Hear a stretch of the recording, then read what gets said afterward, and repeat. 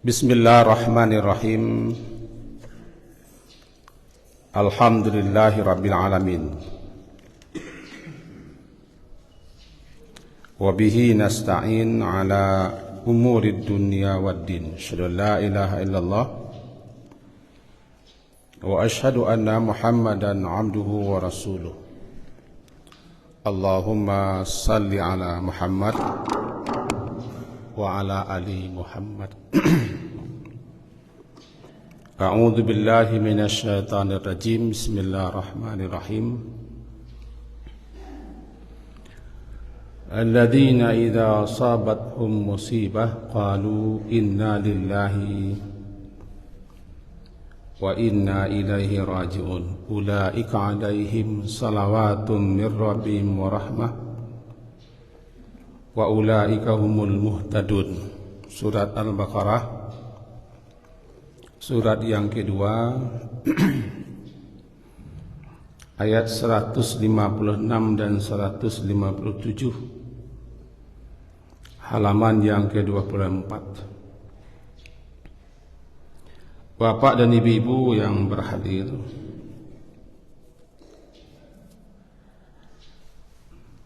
ketika Abu Salamah, nama aslinya Abdullah bin Abdul Asad al-Mahzumi, tapi populer dengan kunyahnya itu Abu Salamah. Beliau adalah salah seorang sahabat Nabi yang terkenal, bahkan termasuk kelompok awal masuk Islam, dan orang pertama yang hijrah ke Madinah. Beliau termasuk orang pertama yang akan menerima kitab sebelah kanan. Beliau ikut perang Badar dan juga perang Uhud. Di perang Uhud beliau luka-luka. Rupanya luka beliau itu mengantarkan kepada kematiannya. Itu Abu Salamah. Nah, ketika Rasulullah menengok Abu Salamah, ringkasnya, di mana ketika itu rupanya Abu Salamah sudah meninggal. Matanya dalam keadaan terbuka dan melihat ke atas. Kemudian matanya itu Rasulullah tutup. Setelah beliau tutup matanya, beliau katakan, innal basara yatba'ur ruh. Mata itu mengikuti kemana perginya ruh. Jadi karena ruh itu dibawa ke atas, maka mata lalu mengiringi. Ketika ruh telah keluar semua, maka mata tadi yang menengok ke atas tidak bisa lagi terkatup, tetap terbuka. Jadi ketika Rasulullah mengatakan inna ruh itu idza qubida, apabila ruh itu diambil, dicabut, tabi'ahul basar, matanya mengiringi kemana ruh pergi. Fadajjan nasu min ahlihi, lalu orang-orang yang ada di situ, karib kerabat dan keluarga Abu Salamah, menjerit, berteriak histeris, sebagaimana kebiasaan orang jahiliyah. Kalau ada yang meninggal, yang mati atau wafat, mereka mengeluarkan suara-suara yang hiruk pikuk gaduh.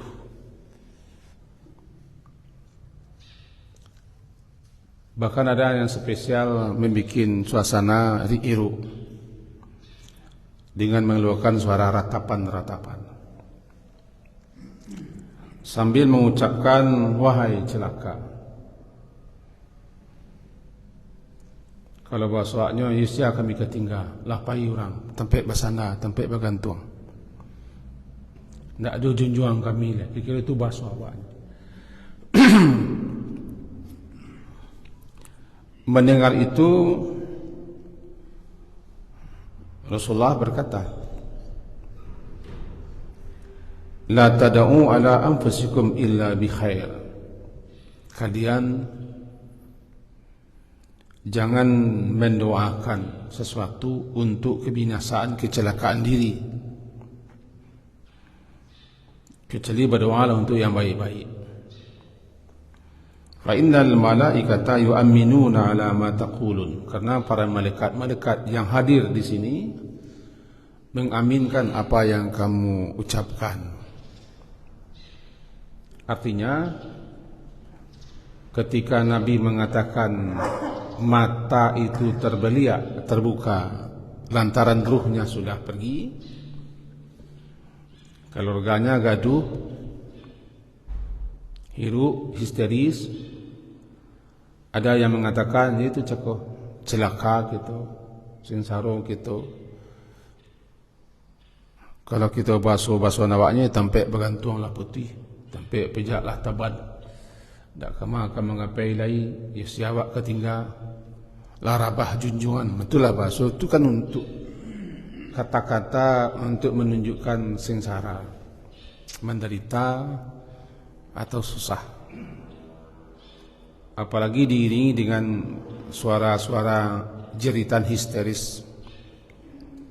Kata Nabi, la tad'u, kalian jangan berdoa seperti itu, berdoa untuk kebinasaan, kecelakaan diri.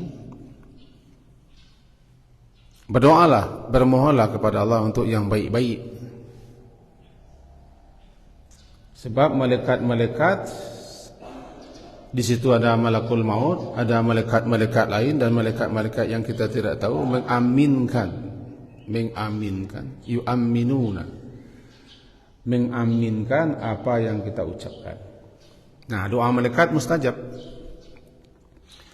Jadi kalau keluarga yang meninggal mengatakan celaka, sengsara, tak kama menggapai, tak kama bagantuang, tak kama kebijak, tempat bersandar pula patah. Itu kan doa-doa sifatnya untuk hal-hal yang membuat kita sengsara, menderita, diaminkan oleh malaikat. Jadi kita dilarang berdoa, meminta, memohon kepada Allah untuk hal yang merusak, untuk kebinasaan diri atau harta atau anak-anak atau keluarga. Tidak boleh. Sebab kalau bertepatan ketika itu dengan dibukanya pintu terkabul doa, jadi dia. Setelah itu Rasulullah mengaktubkan mata Abu Salamah yang telah meninggal tadi. Ingat, Abu Salamah ini salah seorang sahabat populer,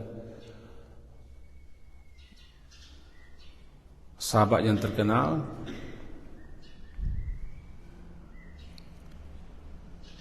Tadi sudah kita katakan beliau termasuk bangsawan Quraisy Makkah.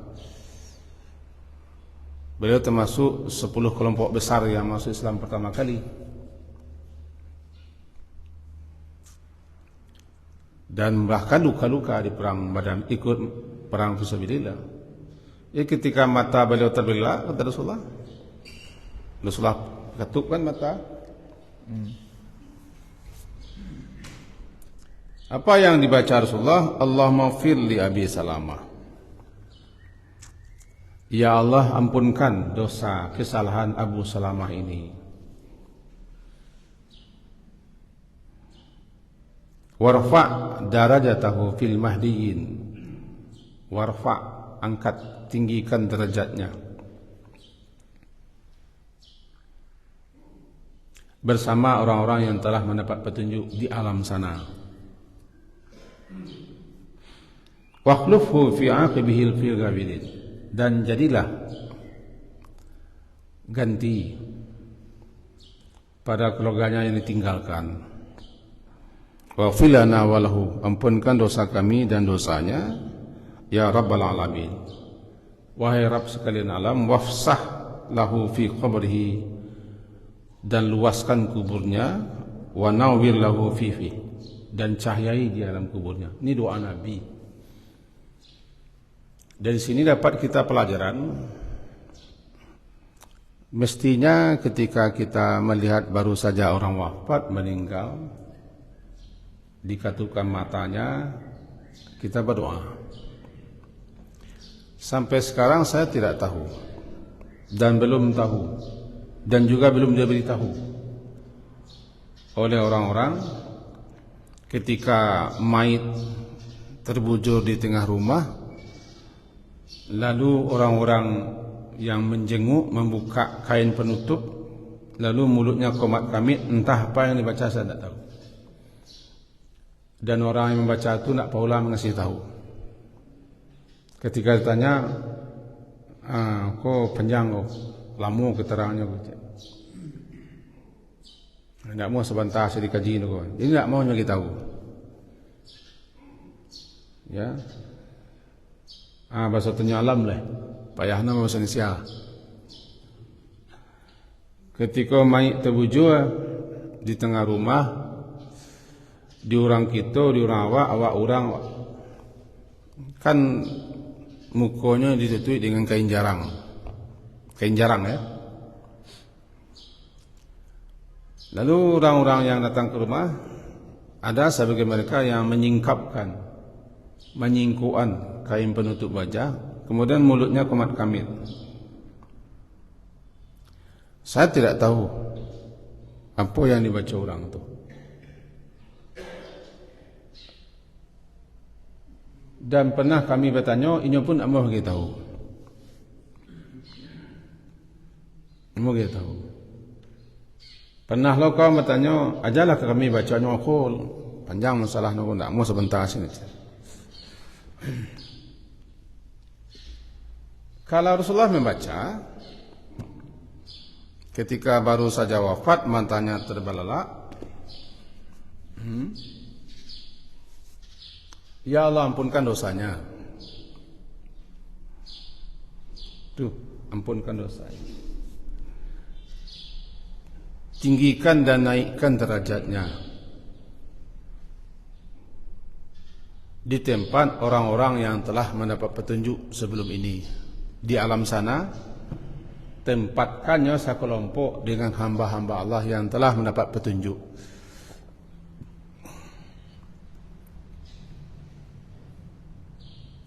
Dan gantilah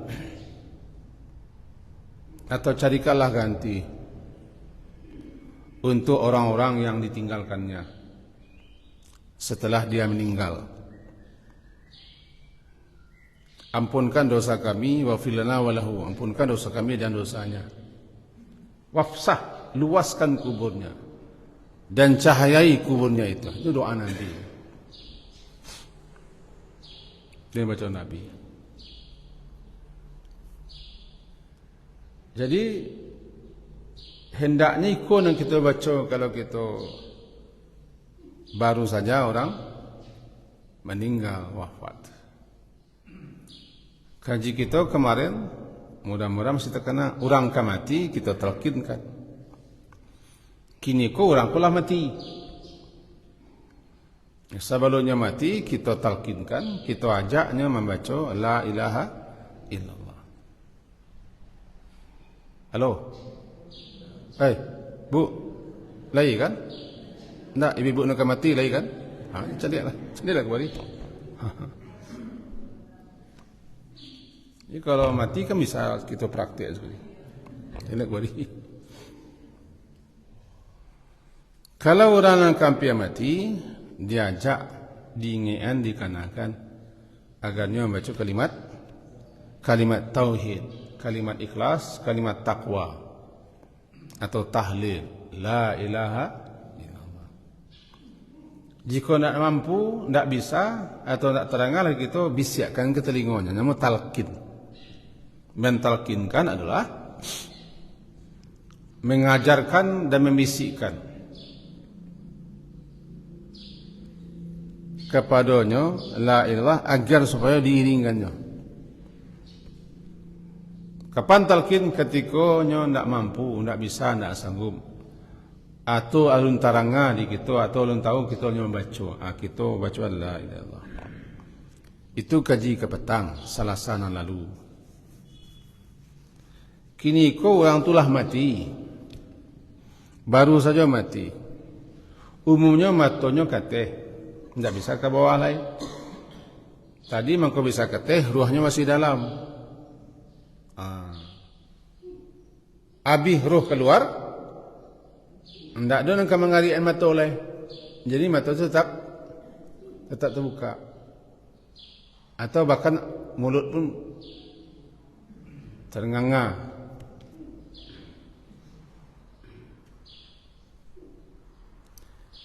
Kata Rasulullah, apabila innar ruh idza qubida, ruh itu apabila telah diambil, tabi'ahul basar, diikuti oleh pandangan mata. Karena ruh dibawa ke atas oleh malaikat untuk dilaporkan. Jika orang mati itu orang elok, ruhnya harum seharum-harum. Jika orang mati ko kolera bala, busuk sebusuk-busuknya. Itulah mulai terasa.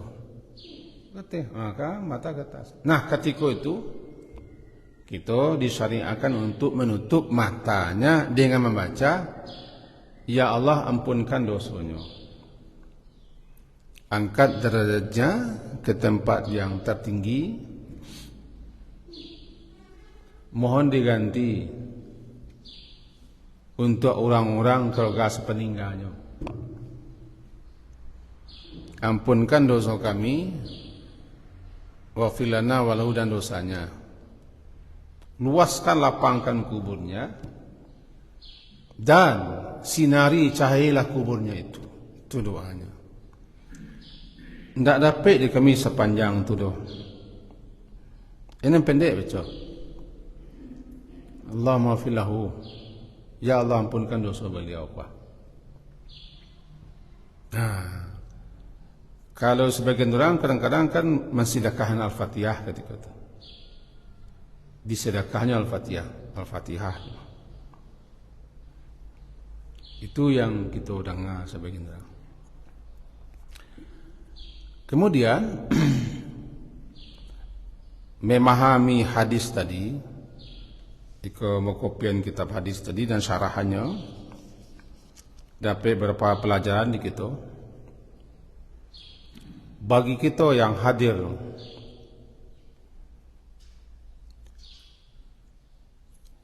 di situ, ketika baru saja nyawa orang pergi, yang pertama tidak boleh gaduh, hiru heboh, apalagi mengeluarkan kata-kata yang sifatnya menunjukkan keputusasaan. Seakan-akan kalau lapainya kita tak bisa hidup lah, tak ada nak melindungi, nak bagi rezeki. Kata-kata seperti itu jangan keluarkan. Beko diaminkan malaikat. Yesus, kami ketinggal go. Anu sarang paraluli kami. Kami ke basanda, kami ke mengadu. Stop, keceng ke orang tu jangan itu baca. Diaminkan malaikat beko. Doa malaikat maqbul. Diaminkan malaikat. Kau bukan diaminkan bulan seminggu lah, itu dah. Amin, diaminkan malaikat.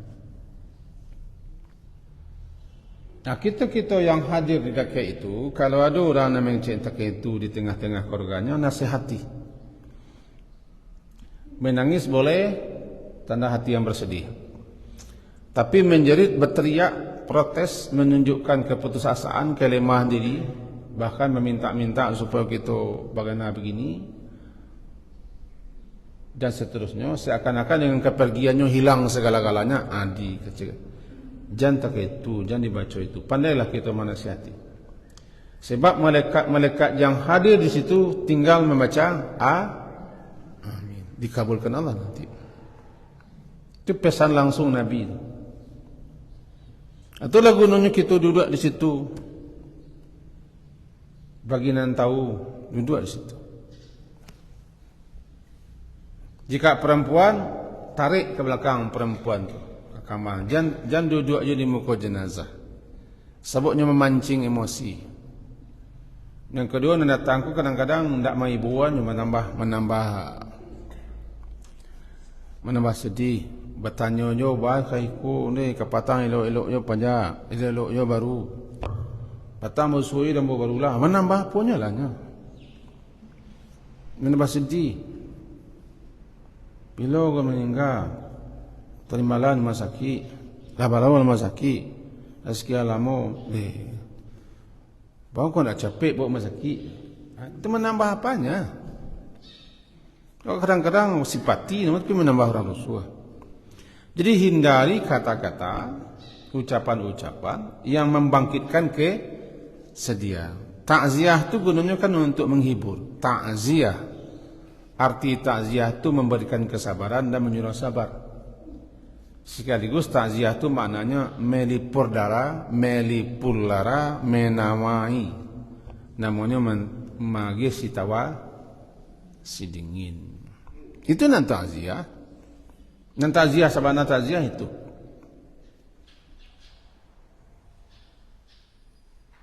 Itu yang pertama.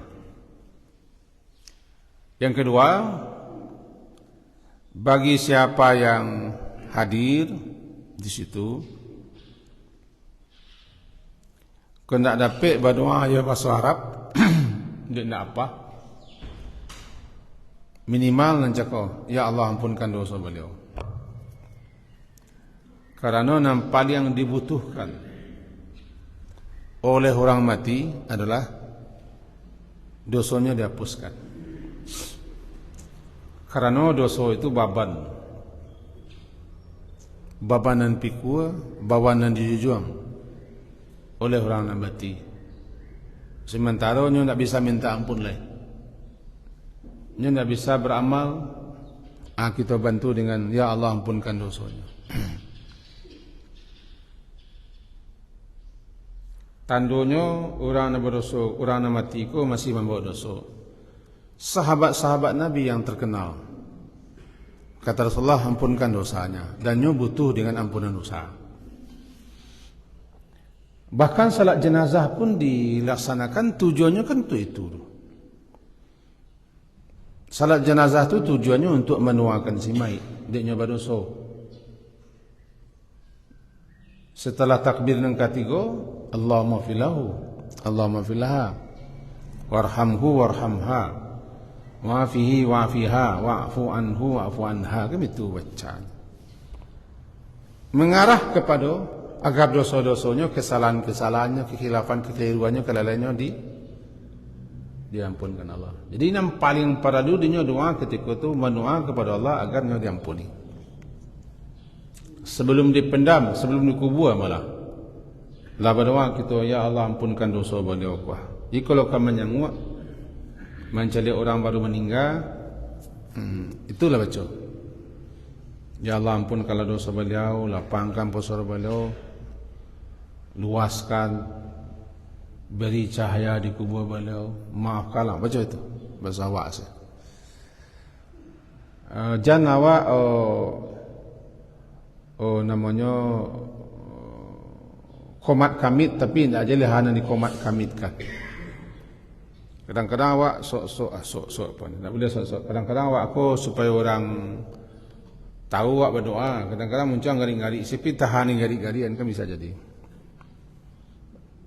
Cakap tadi. Antahadu miang-miang tadi kan. Itu nan kedua garis bawah. Yang ketiga, bahwa di dalam hadis yang baru kita baca ada petunjuk di kita Dek doa Nabi cakap tu bunyinya, lapangkan kuburnya, ausi'alahu fi qabrihi, luaskan kuburnya. Itu menunjukkan bahwa kubur itu bisa lapang, bisa sempit.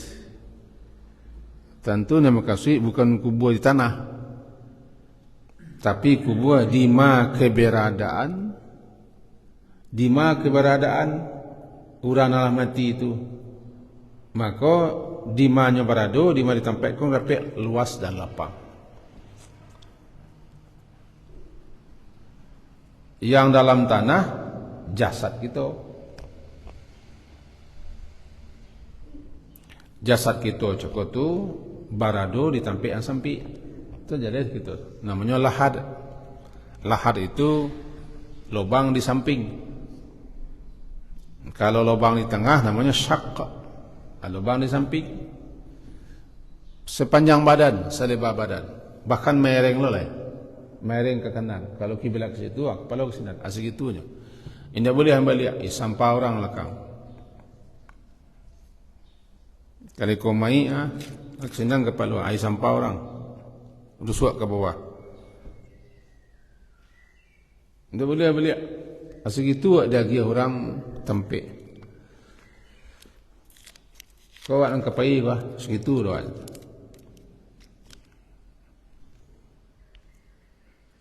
Tidak ada lain. Sudah tu pakok orang yang papan. Di zaman Nabi batu-batu bata yang dibikin daripada tanah-tanah gurun. Sebab batu itu lebih tahan daripada api, daripada kayu. Kenapa tidak kayu? Karena kayu itu cepat terbakar. Sebab kubur itu kadang-kadang menjadi panas. Salah satu jurang daripada jurang neraka atau taman daripada taman surga kan kubur. Kadang-kadang dinampakkan siksa itu berupa seperti itu. Maka kubur ada yang panas, bisa menghanguskan papan-papan. Maka di zaman Nabi adalah batu-batu bata. Sampai kini di Baqi'. Baqi' itu kan komplek pekuburan di samping Masjid Nabawi. Kita cari ke situ memang masih ada bata-bata. Kubur yang baru digali nampak bata. Itu saya pengalaman. Tutup dia padek segitu tu awak tinggal. Apakah kuburan itu tu ke di lapangan Allah? Enggak tahu kita wallahu alam. Atau kubur dalam artian di mana berada setelah berpisah daripada jasad. Awak kalau pisah daripada jasad awak pai kan? Jasad awak dikubur dan awak pai. Di mana keberadaan awak dan awak pun di dalam. Nan luar aku sarang kapsul kesing nan awak ko nan menanga nan mencaliak nan bagagak atau awak nan membudua nan mengerinyi itu nak awak tu muka awak nan awak adima awak barado atau kita berada setelah ruh dicabut, awak dicabut dan jasad di tanah. Adima berada awak tu. Dan kita diminta kepada Allah, ya Allah lapangkan, luaskan di mana dia berada dan mohon diberi cahaya kuburnya. Deko persoalan gaib tentu tidak bisa kita terima akal semata, tapi terima dengan iman. Terima dengan iman. Kan bisa jadi kuburnya lapang, dalam orpale bila lapang. Diberi ke lapang kuburnya sehingga terbuka jalan ke surga, nampak surga dan bangun surga ke kuburnya, atau sempit sesempit-sempitnya. Jadi itu doa Nabi ketika baru saja meninggal, ausia, luaskan, ausia lahu fi qabri, luaskan kuburnya. Kemudian apa lagi? Nawir ko cahayailah kuburnya. Cahaya kuburnya ya Allah. Itu menunjukkan dan tadi orang di alam sana kadang mengalami kesempitan, kepengapan, kegelapan. Kadang Allah berinya nikmat, rahmat, lapang tampaknya balado, luas dan bercahaya. Luas dan bercahaya. Itu petunjuk yang berikutnya dalam hadis yang kita baca cakup. Yang berikutnya dalam hadis yang tadi juga, yaitu ketika Rasulullah membincangkan mata orang nan terbuka atau orang nan mengango, apakah memang setelahnya terbujur di tengah rumah cukup tu, dakwakan kebiasaannya mai cukup tu dibujurkan kakinya madok kiblat. Kalau ke sini kiblat kan kaki madok kiblat. Ini boleh dua posisi itu. Kita baca-baca dalam beberapa riwayat dan kitab-kitab yang dilakukan oleh sahabat-sahabat Nabi dan orang dahulu adalah rusuk kanan ke kiblat. Model posisi di kubur. Jadi kalau belakang bau kiblat, kepalanya ke sinan. Ketikanya sakit atau ketika lah wafat, kepala ke sinan, rusuk kanan arah ke kiblat. Tetapi boleh juga kakinya diselonjorkan arah kiblat, menjua, boleh juga. Andaikan nanti ada orang yang merubah posisinya, atau semula lah dia adukkannya kepalanya arah ke kaki dia muka, kiblat di muka, berarti rusuk kanannya ke kiblat, itu lebih bagus. Kenapa? Ya posisinya di kubur takkan itu, posisi lalu takkan itu, posisi mati takkan itu, posisi di kubur takkan itu. Di kanan. Nah, ketika terbujur itu kan ditutup. Sabananya tujuan menutup setelahnya mati, satunya agar jangan kelihatan nampak perubahan wajahnya. Karena orang meninggal ke berubah wajahnya, kadang pucat kaku, kadang nampak menakutkan dan segala macam. Tutup. Nabi sendiri tutup dengan kain buatan Yaman, ditutup. Tidak diajarkan kepada kita apakah kainnya apa, yang penting tutup. Kalau Nabi kan dari kain Yaman, kain warna apa, putih garis-garis hitam. Jadi kita sembarang, tidak masalah kain apa saja. Cuman di orang awak tentang wajahnya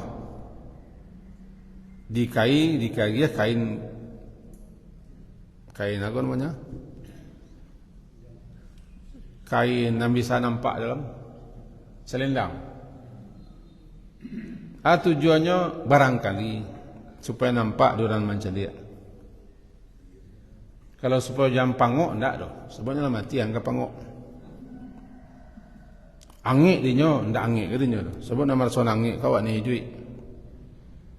Apakah ada petunjuknya supaya ketika kita menutup itu dinampakkan wajahnya kain jarang? Tidak ada petunjuknya. Itu adalah kebiasaan orang awam. Ya, andaikan tidak pakai itu tidak masalah. Tutup masalahnya tidak masalah. Lalu bolehkah kita mencari di singkuan kain penutup? Boleh. Kalau pedusi jangan. Kalau yang meninggal ke pedusi terbaring di tengah rumah, apalagi pedusi ko masih muda, jangan ada nama buka. Sebab di situ laki-laki banyak. Apalagi nyo nampak rambutnya segala macam, jangan buka. Karena tak perlu dibuka doh. Nama buka ko kan dia ingin mencari terakhir kali. Lalamu nak bersuara. Abu Bakar nanti itu mengajukan Abu Bakar. Ketika Rasulullah meninggal,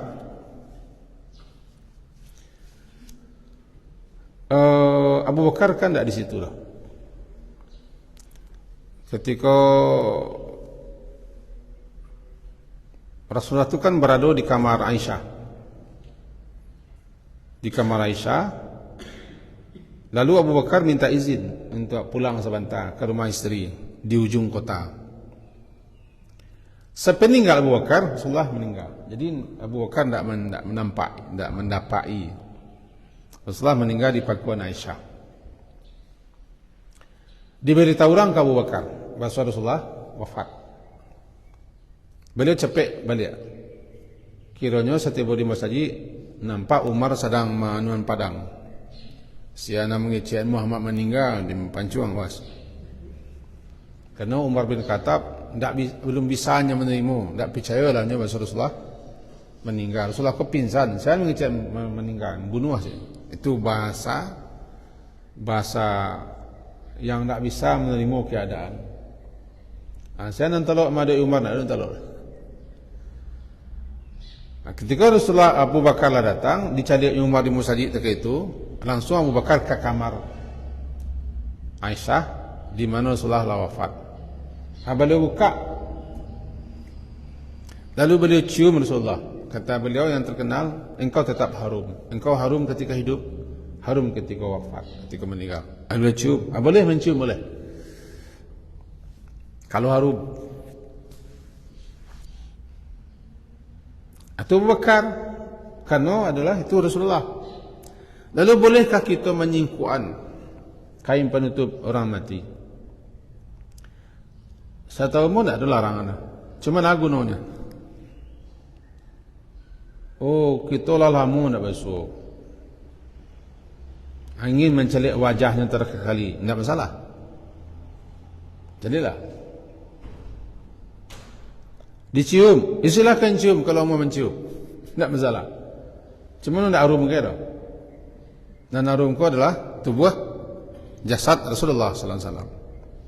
Ana dibaca ketika itu nan tahu nan lagu ana dibaca orang. Sekali-sekali tanyalah ke orang yang menyingkuk-nyingkukan kain penutup orang mati ku ana baca. Tanyalah sekali supaya tahu ana dibaca. Kalau memang betul kita kerajuan. Kalau salah tentu tidak kita kerajuan. Kalau orang tahu lah yang tahu kan. Kita tidak boleh langsung menyalahkan orang dah.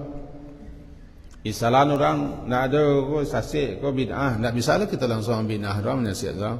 Harus tahu dulu dalilnya. Kalau ilmu kita tak langkok. Kita nak dapat ke kaji sedolahnya dah. Kami yang tukang sampai ke semua dah. Paling-paling tua semalam kepada bapak ibu. Itu harus tahu tak. Tak tanya. Entah dapat dia ilmunya kan.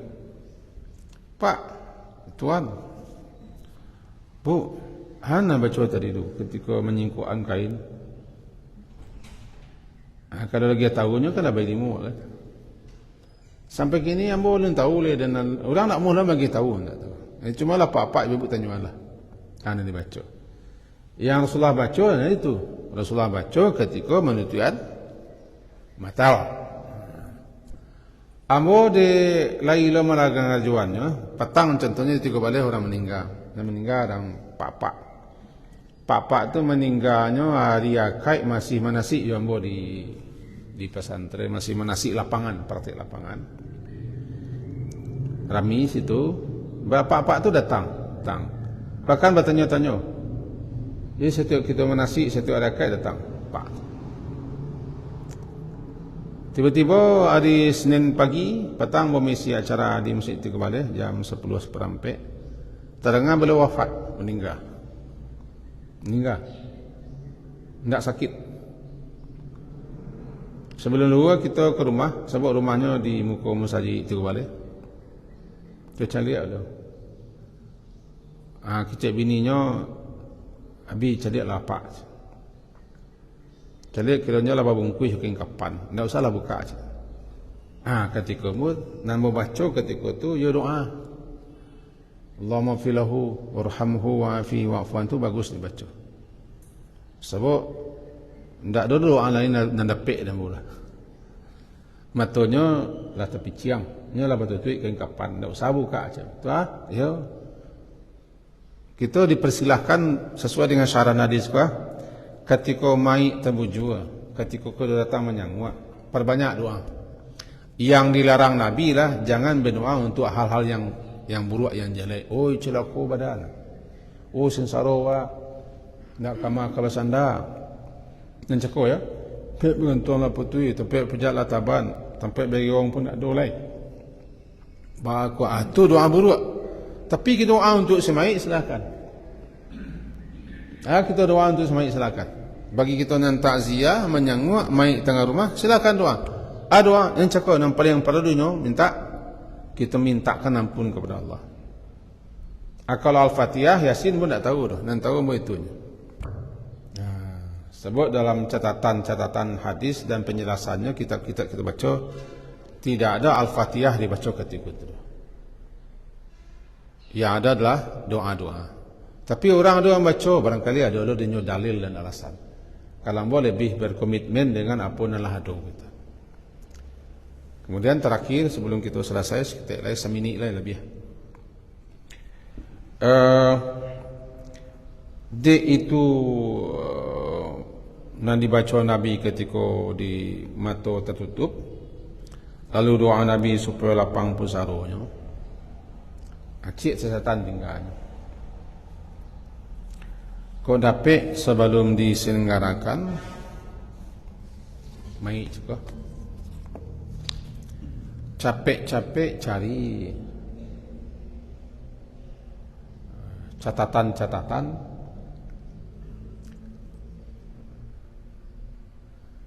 kalau ada hutang dan telepon orang nak mempiutanginya. Nabi tidak mau mensalatkan orang yang mati berhutang. Bukan tak disalatkan, Nabi tidak mau mensalatkan. Itu ancaman namanya. Karena kalau kita mati dalam keadaan berhutang berarti kita menzalimi orang yang tinggal. Dan orang yang mati itu nanti mu'allaqah, terkatung-katung persoalannya di alam situ. Bahkan orang yang mati syahid sekalipun belum bisa masuk surga, tertahan di pintu surga karena berhutang. Maka yang terbaik adalah sebelum mensalatkannya, itu salah satunya tahu. Ada keluarganya atau ahlinya cari telefon, orang gaib mula meninggal, bini mo suami mula meninggal. Dalam catatan beliau berhutang ke Pak, tolong Pak dimaafkan dulu, direlakan, biarlah kami membayar. Tapi nan mai orang gaib mo nak sanang nak lapih di sini, tolong apa bersedia menerima masuk kami nak menjamin. Jadi Pak, jadi Ibu, sebenarnya yo aman. Kalau tak sabalun dibayi ya hutangnya, namai ceko jenazah ceko terkatung-katung mu'allaqah bidaini, terkatung-katung persoalannya di alam sana karena hutang. Agak jarang-jarang orang melakukan itu, tapi harus dilakukan itu.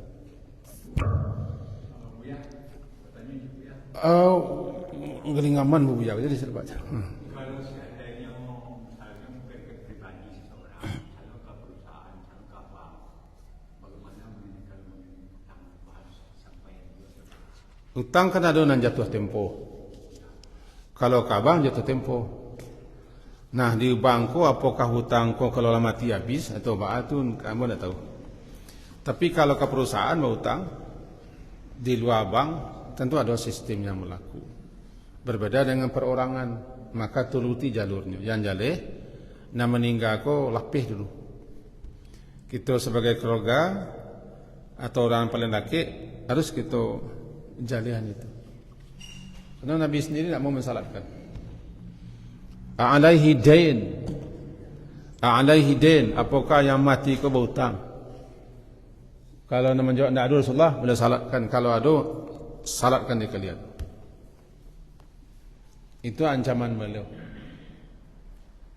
Agak jarang-jarang orang melakukan gini, nak meninggalkan hutang. Kalau itu tanya bagi orang kawak. Tapi harus dilakukan. Kau bagi nambah hutang, jali-jalihan lah. Kalau ada orang kayak kita nambah hutang sampai kini, kalau belum dibayar hutangnya lain, masih terketung-ketung. Kalau nak kita ambil alih, Tapi yang ambil alih tu jalih ambil alih. Kami namanya jamin, tapi jamin ku harus jalih. Jadi sebelum dibayarkan tak. InsyaAllah hari Selasa akan datang, kalau kita alum mati lagi bertemu kita risiko. Kita sampaikan masalah bahaya utang semai tidak dibayar, dan bahaya haratonya kita bagi-bagi sebelum utangnya dibayar. Nah, itu bahayanya. Kalau capek idik-idik ko ya bayar utang. Kalau lah mati orang akan bayar ko gadang lo godanya. Mencari harato banyak tu kan bayar utang ranggit ni malih lah. Carinya lah. Amo pernah menerima pesan dulu, menerima wasiat.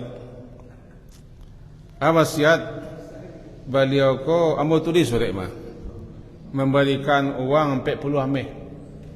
40 ameh. Kamu dipergunakan, disarankan kepada pakai ko untuk kepentingan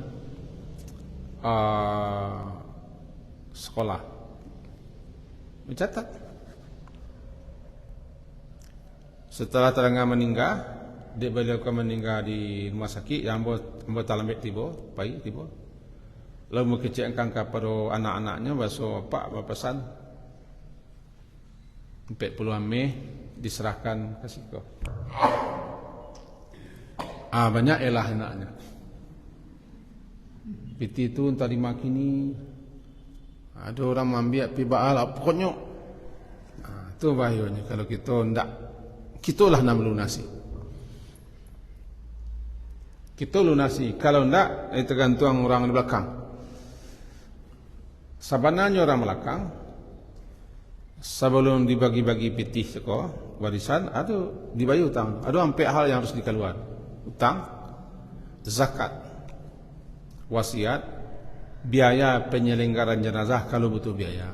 Sampai baru dibagi-bagi harta. Cuma mencari harta ku orang kan hijau loh encik matun. Siapa kan mengeluarkan kan? Kalau kita ada berhutang selesai kini. Jadi, kamu kalah salah lunas guru. Lalu lunas kan? Alah. Cuma guru nak hutang kepada kamu. Beruntung do piriang. Sekian kaji kita pagi kini. Silakan.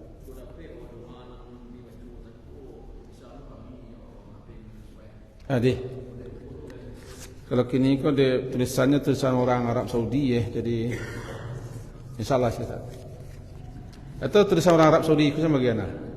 Nanca. Sekian, subhanakallah walhamdika asyhadu an la ilaha illa anta astaghfiruka wa atubu ilaik. Wassallallahu ala Muhammadin wa ala alihi sahbihi ajma'in. Alhamdulillah. Assalamualaikum warahmatullahi wabarakatuh.